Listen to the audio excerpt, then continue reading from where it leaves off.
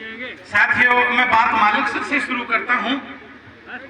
दिल्ली की बात नहीं करूंगा, जयपुर की बात नहीं करूंगा, सरदार शहर की भी बात नहीं करूंगा। बात में मालिकसर से शुरुआत करता हूं। रतनगढ़ तहसील में एक कांगड़ गांव है। वहां जब देश की आजादी आ रही थी, उस वक्त एक किसान सम्मेलन हुआ और उस किसान सम्मेलन को वहां के सामंतशाही ताकतों ने होने नहीं दिया, उखाड़ दिया। जैसे आज आप इकट्ठे हुए हो और आपको कोई बोलने नहीं दे, उखाड़ दे, वैसे उखाड़ दिया था उस किसान सम्मेलन को। 1947 की बात हो सकती है, 48 की बात हो सकती है, लगभग उस वक्त की बात है। उस किसान सम्मेलन को बाद में मालिकसर में किया गया। उसमें कुंभाराम जी आर्य आए, फेफाना से हमारे दौलतराम जी सहारण आए, नागौर से नाथुराम जी मिर्जा, उनके चाचा जी बलदेवाराम जी मिर्जा आए, और मदेरना जी, परशुराम जी मदेरना जोधपुर से आए।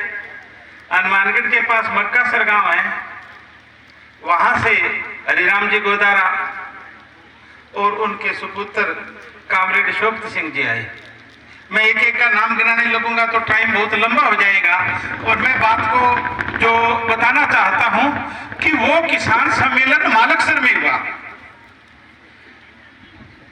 और मैंने जब लोगों से पूछा, राजस्थान में मैं पिछले लगभग 37-38 वर्षों से घूम रहा हूं, उस किसान सम्मेलन के बारे में पूछा तो उन्होंने कहा कि भीड़ कितनी थी पता नहीं, भीड़ कितनी थी पता नहीं, क्योंकि जो भीड़ की गिनती थी ना, वो 20 से ऊपर गिनती नहीं आती थी, 20 से ऊपर गिनती नहीं आती थी। 1 बीसी 2 बीसी करते थे और 20 बीसी हो जाती थी तो पूरा हो जाता था काम। परंतु उसमें 6 मन का खींचड़ा लगा था, 6 मन का खींचड़ा लगा था, ये पैमाना था। मालिकसर की भूमि को पवित्र माना गया और मालिकसर की धरती से वो पवित्र किसान आंदोलन शुरू हुआ। जिसके इरादे नेक थे, जिसके इरादे अच्छे थे, उसकी यहां से शुरुआत हुई और सामंतशाही ताकतों का अंत हुआ उस किसान सम्मेलन की वजह से। उसके अंदर जब मैंने नायक समाज, मेघवाल समाज, अन्य जातियों के लोगों से पूछा, शेड्यूल कास्ट के लोगों से पूछा, तो उन्होंने कहा कि पूरे गांव से किसी से 2 सेर खींचड़ी के लिए, खींचड़ा के लिए बाजरी किसी के घर से मोठी से इकट्ठे किए थे, और मेघवालों ने, नायकों ने भी अपने खेत में जो मोठ हुए थे और बाजरी हुई थी उसमें अपना योगदान दिया था। किसी ने 5 किलो, किसी ने 4 किलो, किसी ने 2 किलो, और नहीं तो चाहे किसी ने आधा किलो ही दिया हो, उसे खींचड़े में अपना योगदान दिया था सभी जातियों ने, सामंतशाही ताकतों को छोड़ के। और वो किसान आंदोलन परवान पे चढ़ा कि किसान के घर में जन्मा हुआ इस देश का प्रधानमंत्री तक पहुंचा और 2 बार उप प्रधानमंत्री तक पहुंचा, कई स्टेटों में मुख्यमंत्री तक बने। वो उस मालिकसर के किसान आंदोलन की शुरुआत थी। उस साथियों जो चाय बांट रहे हैं वो चाय नहीं बांटे, आराम से बैठ जाए भाई। साथियों, उस किसान आंदोलन की वजह से वो सामंतशाही ताकतों का अंत हुआ और परवान पे चढ़ा, विजय की ओर गया, जीत की ओर गया किसान आंदोलन। मैं जब लोगों से मिला तो साथियों, लोगों का जो बार बार सुझाव आया कि मालिकसर से शुरुआत की जाए, क्योंकि एक आंदोलन यहां से भारत लेवल का उठ चुका है और वो सफलता की तरफ गया है, तो दूसरा आंदोलन है वो यहीं से उठना चाहिए। इसलिए मालिकसर की धरती को चुना गया। मालिकसर की धरती को चुना गया और मैं आज आपके सामने स्पष्ट कर देना चाहता हूं कि आज की तारीख तक जब मैं आया, सरवण जी चिरानिया ने मेरे को 2 बार फोन किया था कि मैं रिटायरमेंट ले रहा हूं, तो मेरे को खुशी थी। मैं आज तक कभी किसी के रिटायरमेंट में नहीं गया, आज तक किसी के रिटायरमेंट में नहीं गया, केवल इनके रिटायरमेंट में मैं आया था, क्योंकि ये 5 साल पहले सर्विस छोड़ रहे हैं और करोड़ों रुपयों को लात मार रहे हैं। 1-2 नहीं, करोड़ों रुपयों को लात मार रहे हैं। कि मैं समाज की सेवा करूंगा, इसलिए मैं इनके उस जो पार्टी थी उस पार्टी में शामिल हुआ, रिटायरमेंट पार्टी में शामिल हुआ। साथियों, जब आया साथियों से मैं मिला, मालक सर के लोगों से, और फिर मेरा जगह जगह से जो सुझाव आए थे तो वो साथियों के सुझाव, मालक सर के लोगों के बाद सब कुछ सुनने के बाद में हमने तय किया कि इतनी पवित्र धरती है, इसी को चुना जाए आंदोलन के लिए, क्योंकि पहले आंदोलन यहाँ से सफल हो चुका है।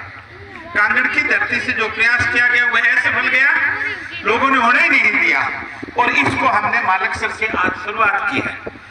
पहले हम लोगों ने 3015 किलोमीटर की पैदल यात्रा की।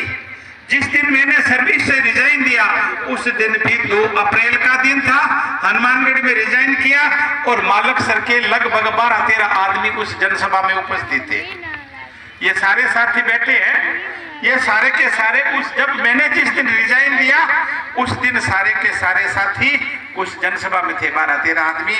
उनकी उपस्थिति में नौकरी से मैंने इस्तीफा दिया था। साथियों,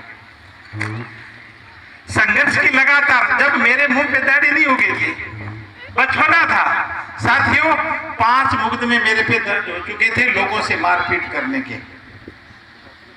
कोई आता, जिस हॉस्टल में हम रहते थे तो कोई पीट देता उनको, और क्या बोलता कि थे पटने से तो मारे श्री कुंड जी सी, मारे खेता में काम कौन सी कर, मारे सड़का पर काम कौन कर सी, मारे फलानों काम कौन कर सी, और पीट पीट के स्कूल छुटा देते थे। ये हालात थे। जब साथी आके मेरे पास में रोते कि ये बात है, तो मैंने कहा भी चलो करो, इलाज करते हैं।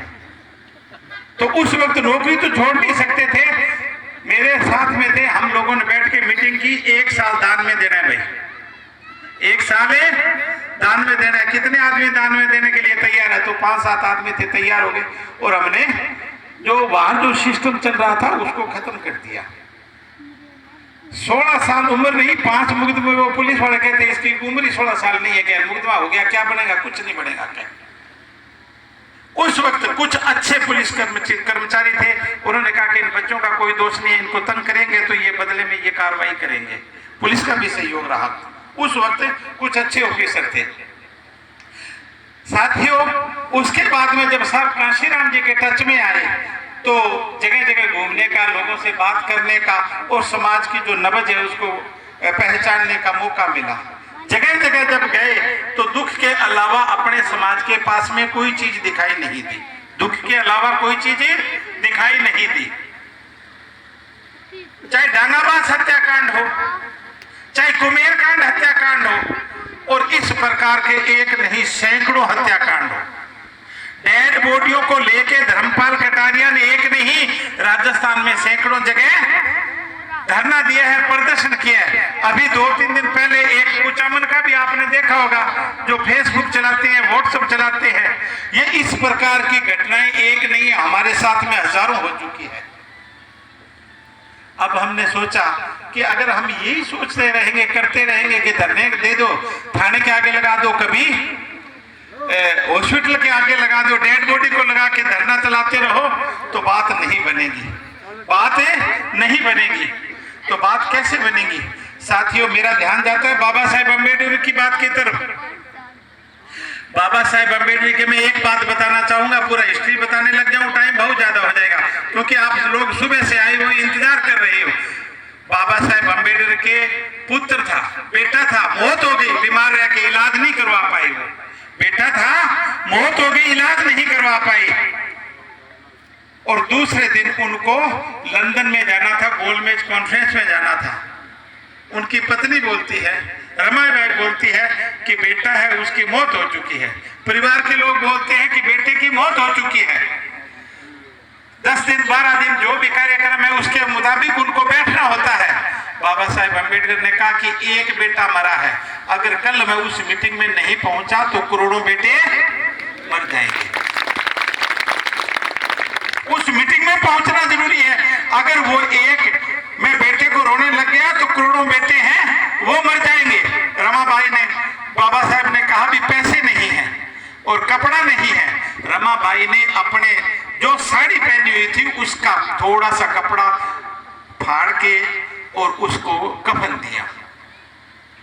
मैं ये बात इसलिए बता रहा हूं कि कितने दुख दर्द में उस आदमी ने संघर्ष किया है। बाबा साहेब अम्बेडकर जब पढ़ते थे तो यहां से जो रात की बासी रोटी है वो रोटी इकट्ठी करके ले जाते थे, उनको रमाबाई कूट के थोड़ी बहुत उनमें चीनी शक्कर डाल देती थी, उसके लड्डू बना देते थे कि ये कल रात रोटी बची है, परसों रात की है, ये उससे 2 दिन पहले की है। बाबा साहेब का एक दोस्त अंग्रेज ऑफिसर आया, वो बोलने लगा, उसके साथ ही था कि भी ये मेरे को दो आप, मैं लड्डू खाऊंगा। तो उन्होंने कहा कि ये क्या लड्डू खाओगे? जब उसने ज्यादा जिद की तो उसने एक लड्डू लिया, तो उन्होंने कहा कि ये किस चीज का लड्डू है? वो समझ गया कि ये बासी रोटी की इकट्ठा किया हुआ है। जब उसने कहा तो उसकी आंखों में पानी आ गया कि अम्बेडकर आप महान हो, इतना दुख तकलीफ उठा के आप पढ़ रहे हो, लोगों को अच्छी चीज नहीं मिले तो वो एक चीज नहीं लेते हैं। अम्बेडकर ने कहा कि मैं मेरे लिए नहीं पढ़ रहा हूं, मैं मेरे उन करोड़ों लोगों के लिए पढ़ रहा हूं जिनको हजारों वर्षों से लोगों ने गुलाम बना रखा है, उसके लिए मैं पढ़ रहा हूं।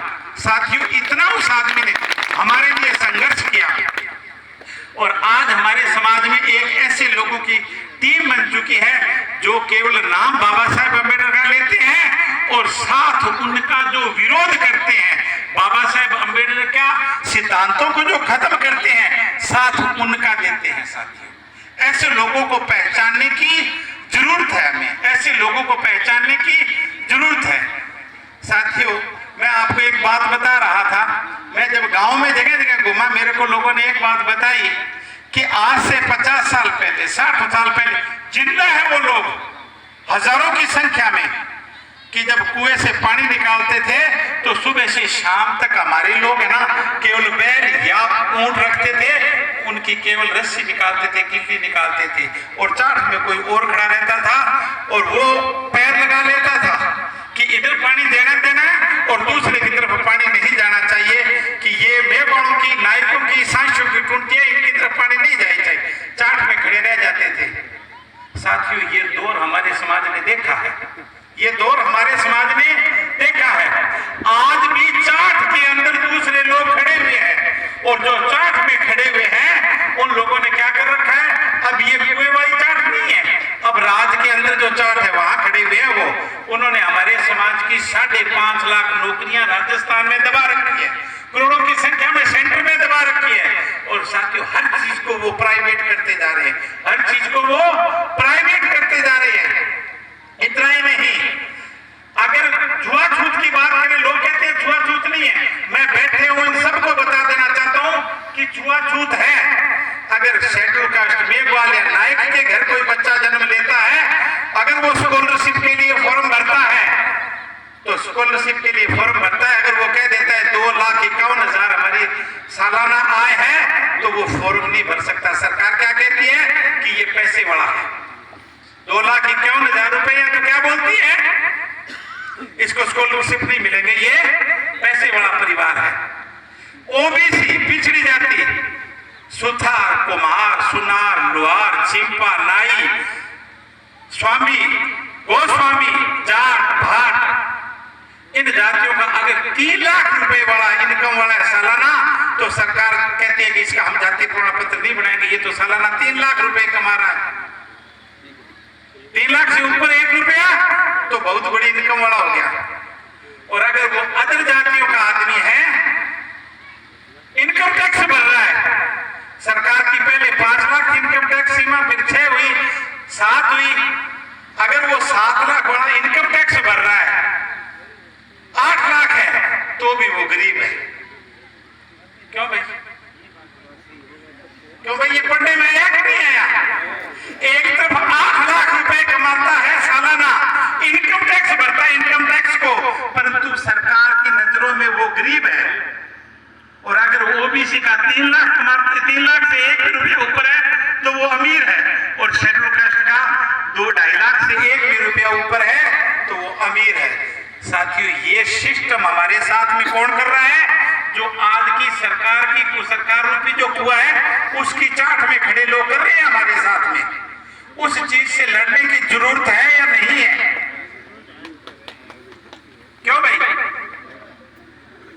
मैं वोट की लड़ाई का विरोध नहीं कर रहा हूं, मैं कह रहा हूं कि वोट 5 साल में एक बार आता है, कई बार 6 महीने में आता है, कभी साल में आता है, कोई अलग अलग, परंतु जो ये चाट में खड़े लोग हैं ना, उनको बाहर निकालने की जरूरत है। और वो भी हाथाजोड़ी से बाहर नहीं निकलेंगे, बात समझाने से नहीं निकलेंगे, उनको कान पकड़ के बाहर फेंकना पड़ेगा उसे चाट में से, तब अपना बात बढ़ेगी भाई।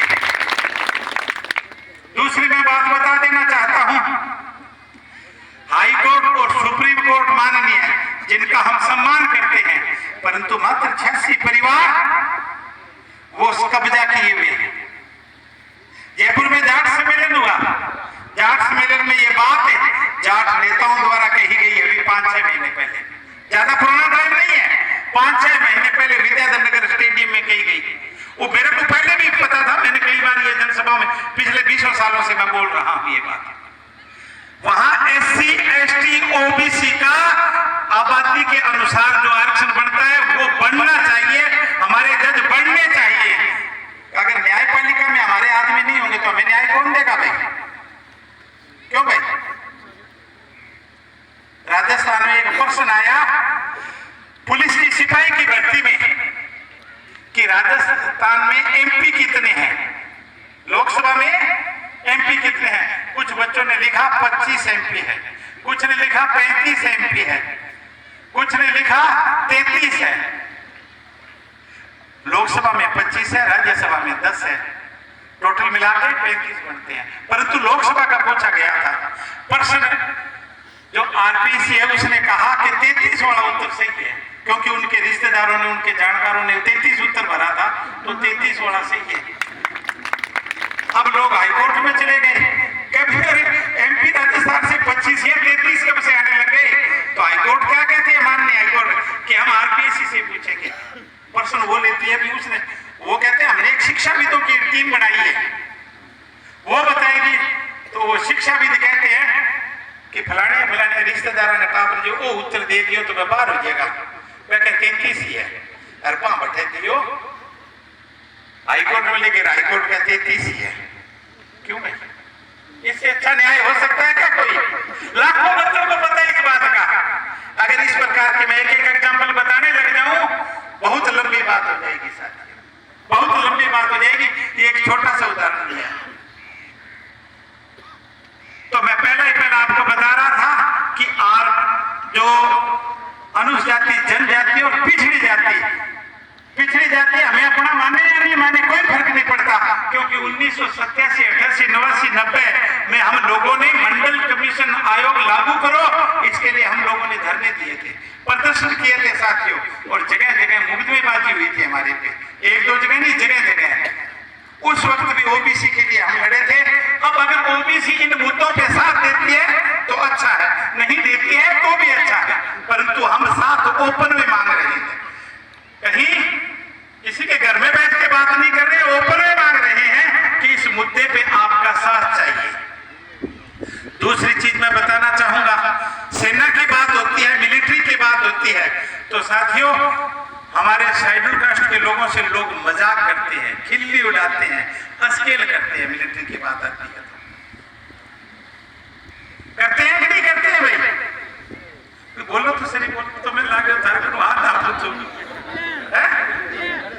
खिल्ली उड़ावे, खिल्ली उड़ावे। साथियों मैं बताना चाहूंगा, आज से 200 साल पहले महाराष्ट्र के अंदर भीमाकोरे गांव है, हमारे समाज के लोगों ने, अंग्रेजों का शासन था, उन्होंने 500 आदमियों को मिलिट्री में लिया, 500 आदमियों को मिलिट्री में लिया, उनको ट्रेनिंग दी, और वहां पेशवा ब्राह्मण राजा थे, पेशवा ब्राह्मण राजा थे, उनसे लड़ाई करवाई। 500 आदमी शेड्यूल कास्ट के थे, अछूत थे, उन्होंने 28,000 की सेना को तबाह कर दिया, खत्म कर दिया, एक भी नहीं बचा। इतिहास हुआ इस बात का। अंग्रेजों ने एक बड़ा सा शिलालेख लगाया, पत्थर लगाया, उस पे लिखा कि नीची जाति के महार सैनिक 500, सामने ऊंची जाति के पेशवा ब्राह्मण 28,000 की, और 500 की लड़ाई होती है। 500 आदमियों में से एक भी खंडित नहीं होता है, और पेशवा ब्राह्मण थे 28,000, उनमें से एक भी बचा नहीं। ये हमारे लोगों ने करके दिखाया हुआ है, इतिहास हुआ है। और आज 1 तारीख आती है, 1 जनवरी, तो 10 लाख लोग वहां इकट्ठे होते हैं जश्न मनाने के लिए कि हमारे पूर्वजों ने ये किया है। जब 1944 में विश्व युद्ध छिड़ा, अमेरिका और इंग्लैंड एक तरफ थे और कई देश थे और एक तरफ जापान था। भारत से कई बार सेनाएं भेजी गई, परंतु जब चमार रेजिमेंट को भेजा गया, एक अंग्रेज ऑफिसर ने कहा इनको यूज करो, इनको पता करो कि इनको भी प्रयोग में ला के देखो कैसा करते हैं। इन्होंने 500 आदमियों ने 28 आदमियों को खत्म किया था। जब चमार रेजिमेंट को भेजा गया जापान में, तो इन्होंने जो काम भीमा कोरेगांव में किया था वो जापान की धरती पे जाके किया। जापान ने अपनी हिस्ट्री में लिखा कि चमार रेजिमेंट ने आके हमारे सैनिकों का खात्मा कर दिया। अंग्रेज शासक थे, उन्होंने भी लिखा कि चमार रेजिमेंट ने जाके हमें विजय दिलाई, ये हमारे लोगों ने किया हुआ है। साथियों, आज गूगल पे सर्च करते हैं चमार रेजिमेंट तो एकदम आ जाता है, हिस्ट्री बताती है। जब से देश आजाद हुआ तो इन लोगों ने हमारे लोगों को भोला कहना शुरू कर दिया, बेचारा कहना शुरू कर दिया। और साथियों, भोला और बेचारा कहते कहते हमारे को भोला भी बना दिया, बेचारा भी बना दिया और मिलिट्री से दूर कर दिया। मिलिट्री से दूर कर दिया। उन लोगों को पता था कि लोगों को मिलिट्री में रखा तो ठीक नहीं रहेगा, ये कुछ भी कर सकते हैं। साथियों, मिलिट्री की बात आई, पंजाब से किसान आंदोलन उठा, दिल्ली के चारों तरफ उन्होंने धरने दिए। एक टाइम ऐसा आया कि केंद्र सरकार ने कहा 6 महीने हो गए, 7 महीने हो गए, किसान उठ नहीं रहे हैं, ऐसे करो गोली बर्बाद हो इनको, कुछ मारे जाएंगे, कुछ डर के भाग जाएंगे। तो पंजाब की सिख रेजिमेंट ने उनको बुलाया कि इनका खात्मा कर दो।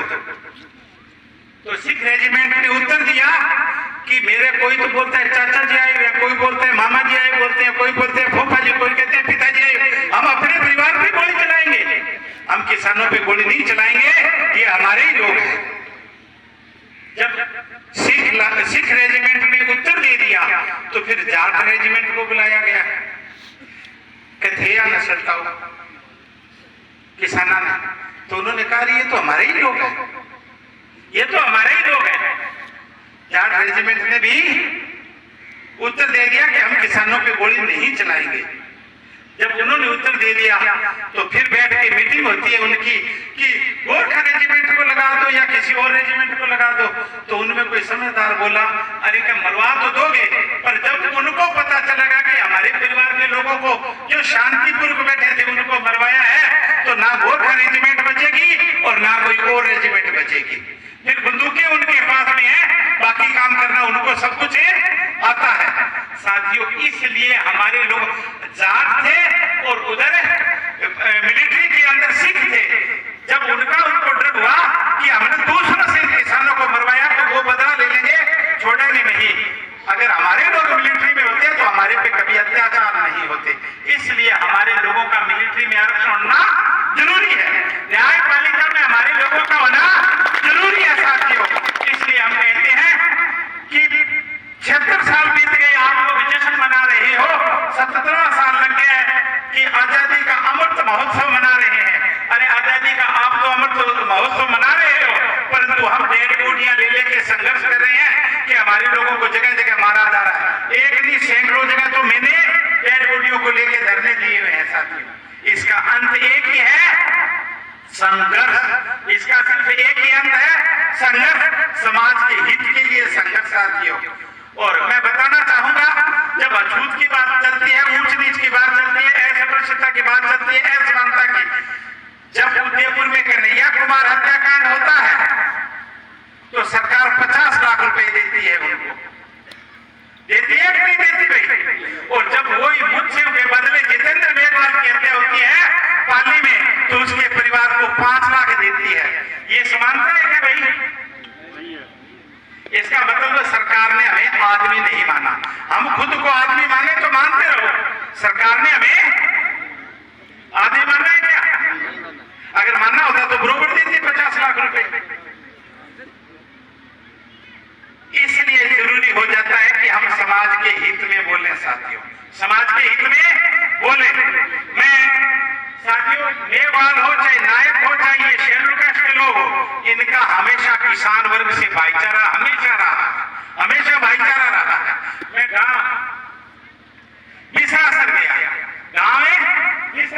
गया मिश्रा सर से, कोई आए हुए हैं भाई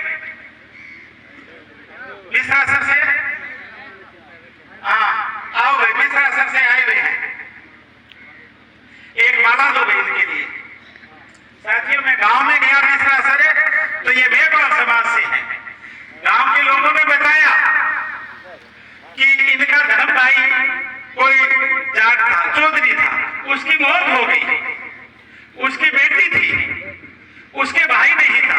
इनका धर्म भाई था और वो कोई चौधरी था और उसकी चौधरी की मौत हो गई, उसकी बेटी थी, उसके कोई भाई नहीं था। तो वो टेलीफोन पे बोलती है कि काका जी मेरे तो पिताजी को रहा मैं बच्चे की शादी करने लाग रही हूँ। तो कह बेटा शादी करने लाग रही है तो कोई बात नहीं, कह तू नूत में आवा ना कह। साथियों एक माला लो, आओ आओ खड़े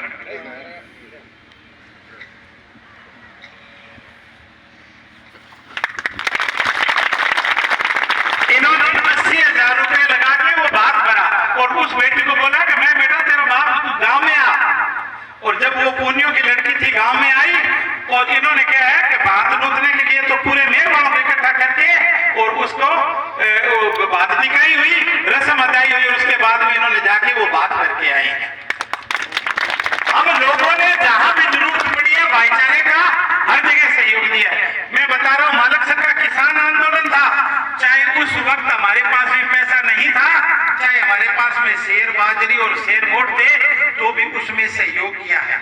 जहां जरूरत पड़ी है हम भाईचारे का सहयोग करते रहे हैं। किसान आंदोलन में कहीं भी कोई जरूरत पड़ी है तो साथियों शेड्यूल कास्ट ने चढ़ बढ़ के हिस्सा लिया है। आज हम लड़ाई लड़ने जा रहे हैं जहां आपको भी जरूरत है, वो जरूरत है न्यायपालिका में आपका आरक्षण नहीं है। और सबसे बड़ी बात बता दो साथियों, जो खुद को ज्यादा अक्ल वाले समझते हैं, खुद को ज्यादा समझदार समझते हैं, पॉलिटिक्स में सबसे ज्यादा होशियार समझते हैं, राजस्थान में उनकी आबादी 56% है ओबीसी। कितनी परसेंट है भाई? SC ST की आबादी 32%, उनको आज की तारीख में आरक्षण दे रखा है 28%। वो भी किस में? सिपाही में, पटवारी में, 3rd ग्रेड मास्टर में, थोड़ा बहुत 2nd ग्रेड मास्टर में, या कोई LDC बाबू हो गया, चपरासी हो गया, इनमें। बड़ी सर्विस में नहीं दे रखा। बड़ी सर्विस में इसलिए अभी असिस्टेंट प्रोफेसर की भर्ती निकली है, 2nd ग्रेड की निकली है, 1st ग्रेड की निकली है। सब में वो एक ही लाइन लिख रहे हैं कि अनुसूचित जनजाति का योग्य उम्मीदवार नहीं मिलने पे इन पदों को सामान्य श्रेणी के अभ्यर्थियों से भर दिया जाएगा। सबसे पहले वो 1/3 उड़ा देती है भर्ती के अंदर ही। जब सीटें निकालती है ना तो अब 1913 सीटें निकली असिस्टेंट प्रोफेसर की, और 1913 में उन्होंने शेड्यूल कास्ट की 100 सीटें गायब कर दी, भर्ती में गायब कर दी जो बढ़ती है। और उसके बाद में ST की सीटें गायब कर दी, OBC की सीटें गायब कर दी। मैं पढ़े लिखे बच्चों से कह रहा हूं कि वो विज्ञप्ति पढ़ लो, आपको पता चल जाएगा कि कैसे धोखा कर रहे हैं। और राजस्थान में हमारी आबादी SC ST की 28%, 32% आबादी, आरक्षण 28%। 32 वालों की आबादी है तो आरक्षण 32 होना चाहिए कि नहीं होना चाहिए? ये संविधान कह रहा है हमें।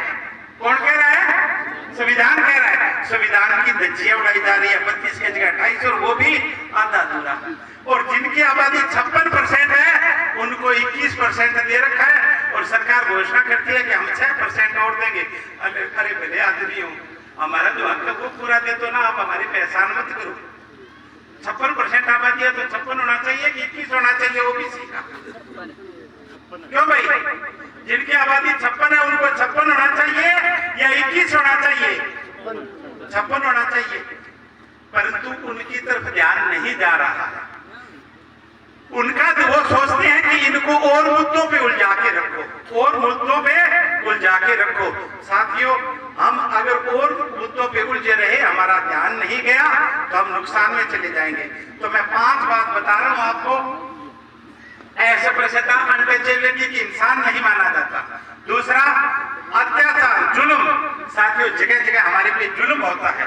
और तीसरा, असमानता, ऊंच नीच, मैंने उदयपुर वाला बात बताया है और जितेंद्र मेघवाल की हत्या का बताया है। साथियों, हमारे से ऊंच नीच हो रही है। और चौथा, हमारे लोगों में डर की भावना बिठा रखी है। हमारे लोग हैं वो डर महसूस करते हैं अदर लोगों से, दूसरे लोगों से, ये हमें निकालनी है। और पांचवा, हमारे साथ में साथियों अन्याय हो रहा है, न्याय नहीं हो रहा है। SC/ST की आबादी 32, आरक्षण 28, 13 सालों से मांग कर रहे हैं, नहीं बढ़ा रहे हैं। उसके बाद में OBC की आबादी 56, आरक्षण दे रखा है उनको 21%। इससे ज्यादा अन्याय क्या होगा भाई? तो इस सिस्टम के खिलाफ हमें आवाज उठानी पड़ेगी। इन 5 मुद्दों पे आवाज उठानी पड़ेगी। मिलिट्री में हमारा आरक्षण होना चाहिए, उच्च न्यायपालिका में हमारा आरक्षण होना चाहिए। और इसके साथ साथ साथियों, जहां भी प्राइवेट सेक्टर है, मगनाराम जी केतली साहब बोल रहे थे कि प्राइवेट सेक्टर में हर जगह काम हमारे करते हैं, परंतु ठेकेदार दूसरे बने हुए हैं, ठेकेदार दूसरे बने हुए हैं। तो साथियों, वो ठेकेदारी करता है, उसमें भी हमारा आरक्षण होना चाहिए, आवाज उठनी चाहिए। लोग एक ही बात कहते हैं कि वोट, मैं वोट के खिलाफ नहीं हूं, वोट के पक्ष में हूं। आप लोग जो बोले उसके पक्ष में हूं मैं सबके। परंतु साथियों, 2-3 मैं उदाहरण बताना चाहूंगा। माननीय सुप्रीम कोर्ट ने SC/ST एक्ट पर फैसला दिया। पूरे देश में वोट की बात नहीं हुई, 2 अप्रैल की घोषणा हुई और पूरा देश जाम हो गया, बंद हो गया। क्यों? वोट गिरा था क्या आपने? क्यों भाई? सरकार को झुकना पड़ा, सरकार को झुकना पड़ा। पहले तो कहती थी माननीय सुप्रीम कोर्ट ने कर दिया, हमने क्या है, पार्लियामेंट में विधेयक लाए और उसको पास किया उन्होंने। क्या नहीं, वो सुप्रीम कोर्ट वाला गलत हुआ है, ये सही है। आपकी ताकत देखी तो SC/ST एक्ट के पक्ष में माननीय सुप्रीम कोर्ट के फैसले के खिलाफ लोकसभा में प्रस्ताव पारित हुआ, बिना वोट के पारित हुआ, क्योंकि पूरे देश में शोर मच गया था उस बात को। दूसरी मैं बात बताना चाहूंगा कि अगर हम इकट्ठे होकर आंदोलन करते हैं तो साथियों, वोट से पहले भी हो सकता है। वोट तो 3 महीने बाद में पड़ते हैं, 4 महीने बाद में पड़ते हैं, कभी साल बाद में, कभी 5 साल बाद में। परंतु अगर हर आदमी बोलने लग जाए तो फिर कोई जगह नहीं बचेगी। मैं ये मानता हूं साथियों कि शरीर का मरना नहीं होता है, शरीर का मरना नहीं होता है। जिंदा जी मर जाए ना, वो मरना होता है। जब आदमी को पता चल जाए कि मेरा हक मारा जा रहा है, वो चुप रहे, वो मरना होता है। लोग कहते हैं फलानी तो मानसी उतरे हुए है, कोई परिवार तो खत्म हुए है। साथियों, वो खुद को जिंदा मानता रहे, अनाज खाता रहे, अनाज का सत्यानाश करता रहे, वो जिंदा नहीं होता। या जिंदा मानोगे उसको आप? जिस आदमी में अणख नहीं है, जिस आदमी में इज्जत नहीं है, जिस आदमी में आत्म सम्मान नहीं है, उसमें में और साथियों उस 4 पाए जानवर में कोई अंतर नहीं। कुत्ता बिल्ली है, ये भी अनाज खाते हैं, ये भी अपना पेट भरते हैं कि नहीं भरते हैं? वो भी अपने जैसे बच्चे पैदा कर देते हैं। सर्दी का, गर्मी का उनको भी एहसास होता है, धूप का उनको भी होता है। परंतु जो अणख और इज्जत और स्वाभिमान है वो इंसान समझता है, आदमी है उसमें होती है अणख, इज्जत, स्वाभिमान। साथियों, तो मैं ये कहना चाहता हूं कि शरीर का मरना नहीं है। मरना किस बात का है? अगर आदमी में स्वाभिमान नहीं है, अणख नहीं है, इज्जत नहीं है, मान सम्मान नहीं है, तो उस आदमी में कुछ नहीं है। साथियों, हमारी आबादी 32 और हमें ये आरक्षण दे 28%, ये हमारे आत्म सम्मान को ठेस नहीं पहुंचा रहे हैं क्या भाई? बोलो भाई। माननीय सुप्रीम कोर्ट और माननीय हाई कोर्टों में, उच्च न्यायपालिका में हमारे समाज का कोई आरक्षण नहीं है पिछले 76 वर्षों से। क्यों भाई? ये आत्म सम्मान को ठेस नहीं पहुंचा रहे हैं। जिनकी आबादी 56 है उनको 21% आरक्षण दे रखा है, क्या ये आत्म सम्मान को ठेस नहीं पहुंचा रहे हैं? और जिन एक दूसरे का कत्ल होता है तो गवर्नमेंट 50 लाख देती है, हमारे समाज के आदमी का कत्ल होता है तो 5 लाख देती है। और अगर कत्ल यहाँ सटाक्षर में हुआ, सोनपात से नायक समाज के लड़का का कत्ल हुआ, सरकारी आदमियों ने कत्ल किया और उसके बाद में केस को रफा दफा कर दिया, क्या ये हमारे आत्म सम्मान को ठेस नहीं पहुंचा रहे हैं? एक नहीं मैं सैकड़ों उदाहरण बता दूं इस प्रकार के। साथियों, इसका अंत करने के लिए एक लड़ाई लड़ने की जरूरत है, और वो लड़ाई है वो हमें भाईचारे से साथ लेकर लड़नी पड़ेगी। भाईचारे से इकट्ठा रह के लड़ाई लड़नी पड़ेगी। मेरे को एक पुरानी बात याद आ गई। जाट है वो ताकतवर कौम है। पिछले दिनों जब मैं गंगानगर में धरना दे रहा था तो पत्रकार साथी मेरे से प्रश्न पूछते हैं कि हरियाणा की लड़कियां थी, एक क्षेत्र विशेष की थी, उनके साथ में कोई एमपी था, उसने गलत कर्म किया, दुष्कर्म किया, कटारिया जी आप उसका साथ दे रहे हो बच्चियों का। मैंने कहा वो जाटों की लड़कियां नहीं थी, वो हमारे देश की बहन बेटियां हैं, हमारे देश के लिए गोल्ड मेडल जीत के लिए लाई है, वो अकेली जाटों की लड़कियां नहीं। बहन बेटी भले आदमियों कभी जाति की थोड़ी होती है, बहन बेटियां सबकी एक जैसी होती है। और हमारी बहन बेटियां जो चाहे जाट के घर में जन्मी है और राष्ट्र के लिए गोल्ड मेडल जीत के लाई है, वो हमारी बहन बेटियां हैं। चाहे विनेश फोगाट हो, चाहे दीक्षा मलिक हो, चाहे और बहन बेटियां हो, वो हमारी बहन बेटियां हैं। और उनका जिन्होंने शोषण किया है हम निंदा करते हैं और हम उन बहन बेटियों के साथ में हैं। साथियों, जिस देश की लड़कियों को दिल्ली जंतर मंतर में बैठ के धरना देना पड़े, इससे ज्यादा हमारे लिए शर्म की बात हो सकती है वे? और बच्चियां वहां रोए और पूरा देश देखे। साथियों, इससे ज्यादा नीचता नहीं हो सकती। और जो गलत काम करने वाले हैं उनके पक्ष में बोल रहे हैं यार लोग इस देश में, गंदा काम करने वालों के पक्ष में बोल रहे हैं कि ये तो हरियाणा वाले हैं, ये तो जाट है। अरे यारो, इतनी नीचता की बातें। मैं चित्तौड़गढ़ एक बार गया, किला देखने गया, तो वो गाइड जो बता रहा था वो एक घटना याद आ गई। वो क्या बोलता है कि यहाँ राजा के 16,000 रानियां थी। मैंने कहा 16,000? कहा 16,000 रानियों ने जोहर किया था, 16,000 रानियों ने जोहर किया था। मैंने कहा फौजी फाजी होंगे, उनकी पत्नी होगी कि नहीं, अकेले राजा की थी 16,000 रानियां। मैंने कहा 15 साल का होगा तब तो शादी करने लगा, तो इस साल में 10 साल में 3650 से शादी की पाया होगा रोजाना एक। परंतु मेरी माता जी जिंदा है, माता जी बताती है कि भी मेरा विवाह हुआ तो 3 दिन बारात रुकी थी। क्या 3 दिन बारात रुकी थी? तो पहले बारात 3 दिन रुकती थी, तो फिर ये इतनी 16,000 कैसे लेके आया? हमारे दादे पड़दादे सारे बताते थे कि बारात 3 दिन रुकती थी। 3 दिन बारात रुकती थी तो 16,000 शादियां करने के लिए उसको कितना टाइम लगा होगा? और जब वो राजा था 16,000 रानियां इकट्ठा कर रहा है तो आदमी थोड़ा ही था, वो तो आदमी मानोगे क्या भाई? क्यों भाई आदमी मानोगे क्या? अरे भाई हद हो गई। इस प्रकार की मानसिकता के लोग इस देश में रहे, इस प्रकार की मानसिकता के लोगों को अच्छा मानते हैं लोग। मैं कहता हूं कि ये निंदनीय घटना है। इस प्रकार की अगर किसी में कोई गलत थी तो उसकी जिक्र नहीं होना चाहिए, दबा देना चाहिए। परंतु वो बड़ी शान से कहते हैं कि उस राजा की इतनी रानियां थी, उस राजा की। इस चीज का अंत यहाँ जो मालकसर में किसान आंदोलन चला, उसने उस चीज का अंत किया साथियों। और आज एक बार सुने हम उसी चीज की शुरुआत करने जा रहे हैं मालकसर से, और वो शुरुआत करने जा रहे हैं पैदल यात्रा से साथियों। पैदल यात्रा है, उससे शुरुआत करने जा रहे हैं। पहली तो बात मैं आपसे पूछना चाहूंगा कि आप एक सामूहिक लड़ाई अगर नहीं लड़ते हैं तो हम कामयाब नहीं हो पाएंगे। अगर धर्मपाल कटारिया अकेला पैदल चले तो काम नहीं बनेगा। एक गांव में अगर हमारे 100 घर है, मैं शेड्यूल कास्ट के अकेले की बात कर रहा हूँ, शेड्यूल ट्राइब की बात कर रहा हूँ, अगर 100 घर है, उन 100 घरों में से अगर 50 घर भी निकल जाए एक दिन के लिए, ज्यादा नहीं, एक दिन के लिए, साथियों लड़ाई कामयाब हो जाएगी, लड़ाई कामयाब हो जाएगी। इतनी बात है, इससे ज्यादा लंबी चौड़ी बात नहीं है। दूसरे दिन दूसरे गांव के लोग, तीसरे दिन तीसरे गांव के लोग, और चौथे दिन चौथे गांव के लोग साथ चले। क्यों भी साथ चलने के लिए तैयार हो? क्यों भाई साथ चलने के लिए तैयार हो?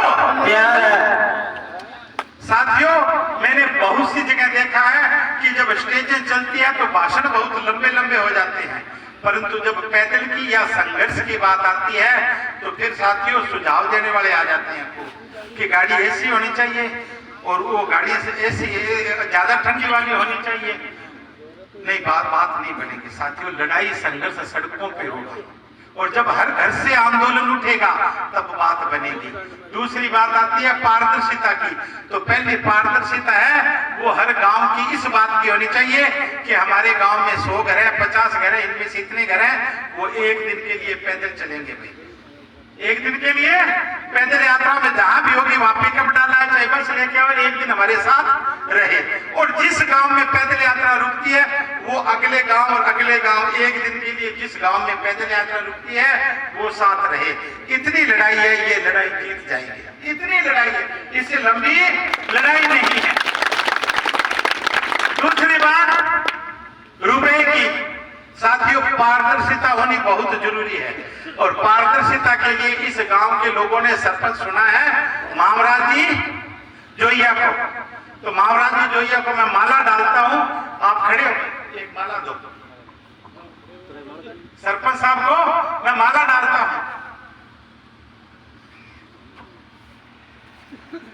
गांव के लोगों ने इनको सरपंच चुना, तो साथियों मैं आ नहीं पाया और तब इनको मैं माला डाला।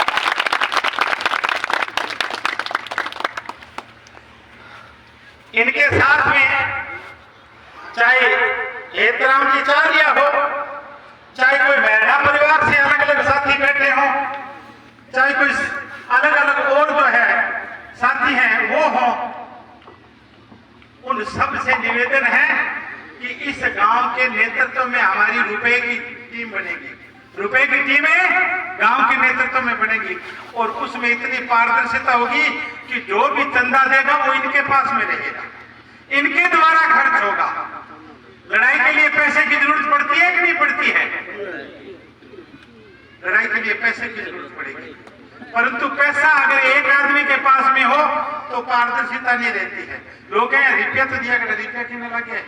अगर वो 50 नहीं, वो 500 गांव के और हजारों लोगों के बीच में पारदर्शिता होनी चाहिए। तो 1000 लोगों की टीम और करीब 500 गांव के लोगों का सहयोग चाहिए, इतने में ये लड़ाई जीत जाएंगे हम। परंतु पैदल यात्रा की जगह पैदल यात्रा में साथ चलने वाले लोग होने चाहिए। कोई कहे मैं 1 लाख रुपया दूं, बात कौन पड़े? रुपयों बात कौन पड़े? बढ़ती होती तो लोग बहुत पीछे है, सेठा कर बहुत पीछे है। क्यों भाई? सरदार साहब के सेठ है, उनके पास में खूब पैसा है, सुना है। बात बढ़ा लेते, वो नहीं बनती, बात आदमियों से बनती है। जो काम 2 हाथों से होता है वो 2 हाथों से होगा। जो काम 2 पैरों से चल के हो सकता है वो 2 पैरों से चल के होने वाला काम है। तो साथियों, हजारों आदमियों के नेतृत्व में जो टीम बनेगी और वो मालक सर के पास में रुपए टके का हिसाब रहेगा और उसमें भी 1, 2, 10 आदमी नहीं, इनकी 50 की टीम इनकी होगी और इनके साथ में करीब 1000 लोगों की दूसरी टीम होगी। लो भाई ये पकड़ो एक बार। साथियों, जो भी लोग आए हुए हैं उन सब से मेरा निवेदन है कि आप लोग जितना भी हो सकते हैं सहयोग करें और वो करें इस आंदोलन के लिए। दूसरा, सहयोग करें पैदल यात्रा के लिए कि हर गांव से पैदल यात्री निकलने चाहिए। हर गांव से, जहां रिश्तेदार बैठे हैं, जानकार बैठे हैं। कई बार कोई हो जाता है झगड़ा, तब फोन आते हैं कि बेटा हमारे रिश्तेदार बैठे हैं, और जब मीटिंग की बात करा तो भूल जाए कि रिश्तेदार हाथ को नहीं आके। साथियों, हर जगह जहां रिश्तेदार बैठा है तो उसको बताना आपकी जिम्मेवारी है कि हमारा 5.5 लाख सीटें नौकरियों में कहा रखी है। चाट में खड़े है, कुआरी चाट में खड़े है कि नौकरी कौन लगन देने लग रहा नहीं, या चाट में खड़े रहे तो अभी यहाँ चाट में खड़े है। और दूसरी चीज है, आबादी 32% और आरक्षण 28%, वो भी दे नहीं रखा है। तीसरी चीज, प्राइवेट सेक्टर में हमारा आरक्षण नहीं है, ठेकेदारी प्रथा में आरक्षण नहीं है, वो होना चाहिए। और सबसे बड़ी बात, माननीय हाई कोर्ट और सुप्रीम कोर्ट में आरक्षण होना चाहिए जजों की भर्ती में, और आर्मी में आरक्षण होना चाहिए साथियों। और सबसे बड़ी बात एक लास्ट में बताना चाहूंगा, जयपुर में करीब 14-15 लाख लोगों की हमारी भीड़ हुई, चिरानिया जी बीच में बैठे हैं। साथियों, यहां से इन्होंने भी 20 बसें कर करके भेजी और जगह जगह से हमारे कर्मचारी, अधिकारी, सरपंच, डायरेक्टर थे, सभी ने सहयोग किया। उसमें अनपढ़ थे, उन्होंने भी सहयोग किया। भीड़ हुई और 2 अप्रैल के दिन भीड़ हुई, जयपुर में सम्मेलन हुआ। सरकार को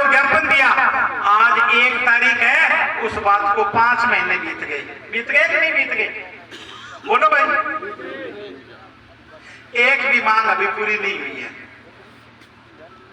कितनी मांगे? 26 उतरी थी, एक भी पूरी नहीं की गई है। 26 तो करना दूर की बात। क्या ये हमारे आत्म सम्मान को ठेस पहुंचाने वाली बात नहीं है भाई? क्यों भाई? हम किसी के पक्ष में नहीं बोलेंगे, किसी के विरोध में नहीं बोलेंगे, पर हम संविधान और हमारे हकों के पक्ष में तो जरूर बोलेंगे भाई। हम हमारे बाबा साहब के संविधान और हमारे हक के पक्ष में तो जरूर बोलेंगे भाई। अगर हम अपने बाबा साहब के संविधान और अपने हक में नहीं बोलते हैं तो साथियों मैं समझता हूं कि फिर इंसान नहीं है, आदमी नहीं है, मानस नहीं है मेरा। हमें अपने हक और अधिकार के पक्ष में बोलना चाहिए कि नहीं बोलना चाहिए? चाहिए। क्यों भाई? आवाज 2-3 आदमी बोले हैं, बोलो। चाहिए। पैदल चलोगे साहब? चलेंगे। आर्थिक सहयोग करेंगे? करेंगे। Very good, very good. साथियों इस आंदोलन की हम शुरुआत कर रहे हैं और जिन लोगों ने 15 लाख लोग इकट्ठे हुए और उनकी बात को अनसुना कर दिया तो साथियों उनको चेताने के लिए यह आंदोलन जरूरी हो जाता है। गाड़ी में चढ़ के जाएंगे भूल जाते हैं, परंतु अगर पैदल चल के जाएंगे पसीने निकलेंगे तो भूलेंगे नहीं। याद रहेगा नहीं रहेगा? भी लोग कहते हैं कि यहाँ भीम ने गोटा मारा था, धरती में से पानी निकाल दिया। भीम गोटा है कि नहीं है भाई? सुना है कि नहीं सुना? हरिद्वार की तरफ जाते हैं ना, ऋषिकेश जाते हैं तो यहाँ भीम ने गोटा मारा था, धरती में से पानी निकाल दिया। भीम ने गोटा मारा, पानी निकाल दिया, धरती में से एक नहीं निकाला। पर हमारे वाले भीम ने जब गोटा मारा ना धरती पे तो हजारों कलेक्टर निकाल दिए। हमारे वाले भीम ने जब गोटा मारा धरती पे तो उसने हजारों पुलिस अफसर बना दिए। हमारे वाले भीम ने जब गोटा मारा धरती पे तो लाखों संख्या में अध्यापक बना दिए। और हमारे वाले भीम ने जब गोटा मारा तो करोड़ों बच्चों को BMA करवा दी। साथियों वो भीम गोटा जो एक मारा पानी निकाल दिया धरती में से, वो गोटा बड़ा मानते हो या ये हजारों लाखों को जो करोड़ों को पढ़ा देता है ये गोटा तकड़ा है भाई? कौन सा गोटा तकड़ा है भाई? भीम बाबा भीम अम्बेडकर वाला गोटा तकड़ा है, ठीक है ना?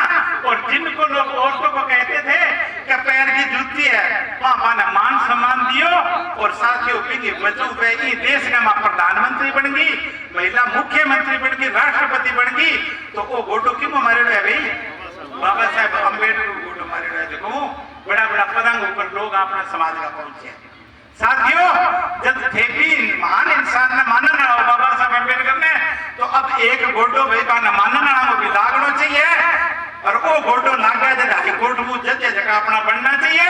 अब वो गोटो लागे जब लाखों नौकरियां जगह दाबरा की पे निकलनी चाहिए। अब जब अपना समाज को गोटो लागे जब करोड़ों प्राइवेट सेक्टर में नौकरियां पे अपनी निकलनी चाहिए। साथियों अब बात मैं बतानी चाहूँ ये खातर अब एक गोटो बाबा साहेब डॉक्टर अम्बेडकर अनुयायी है वहां भी मारना चाहिए भाई।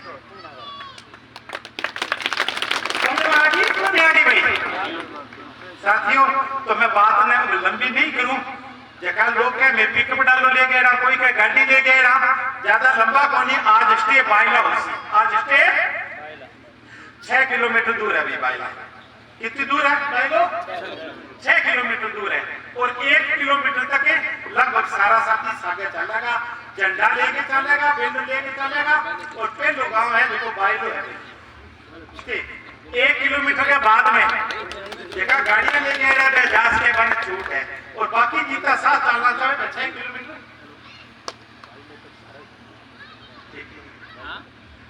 पायला तक पायले वालों की सिफारिश सही है कि पायला तक 7:30 चलोगी पैदल यात्रा में। और कल दोपहर में रंगाईसर है वो रहेगी, वहां से मात्र 6 किलोमीटर दूर है। बाइला के लोगों से निवेदन है कि वो रंगाईसर और शाम को नाइट स्टे कल करणसर होगा तब तक साथ रहेंगे। उससे अगले दिन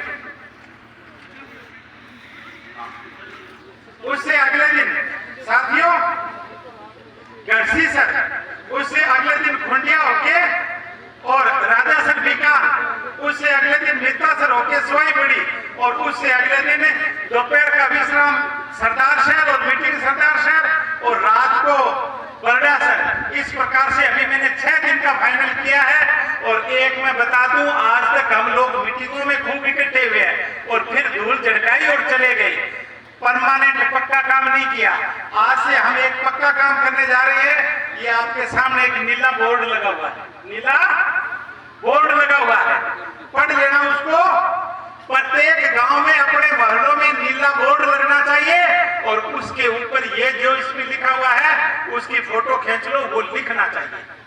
बिल्कुल ना शब्द बजाने और ना शब्द कम करने, एक नुक्ता होना चाहिए, नीला बोर्ड, और उसके ऊपर जो हमारी मांगे हैं वो हमारे दिलो दिमाग में रहनी चाहिए। कोई भी आवे वो पढ़े उसको, हर जगह बोर्ड लगने चाहिए। और बोर्ड है वो आत्म सम्मान आंदोलन है। क्या नाम है? आत्म सम्मान आंदोलन है। इसका कोई अध्यक्ष नहीं है, उपाध्यक्ष नहीं है, कोई महासचिव नहीं है, किसी को पद से हटाना नहीं है, किसी को पद पे बनाना नहीं। ये सामूहिक लड़ाई है। अगर हम अध्यक्ष उपाध्यक्षों में उलझ गए तो नुकसान हो जाएगा। सबके सब वो नीला बोर्ड पढ़ लो और वो हर गांव में, हर मोहल्ले में अपने लगना चाहिए। अगर 20 घर भी है अपने तो वो बोर्ड लगना चाहिए। समझ में आ गई कि नहीं आ गई? और उसके ऊपर लिखा हुआ है जो हमारी मांगे हैं, फोटो खींच लो वैसे का वैसे, उससे ना तो शब्द कम करना ना शब्द ज्यादा करना। ये आंदोलन हर घर में, हर मोहल्ले में पहुंचना चाहिए अपना। तो साथियों, बोर्ड लगाना है, पैदल यात्रा में आपको साथ एक दिन का साथ देना है।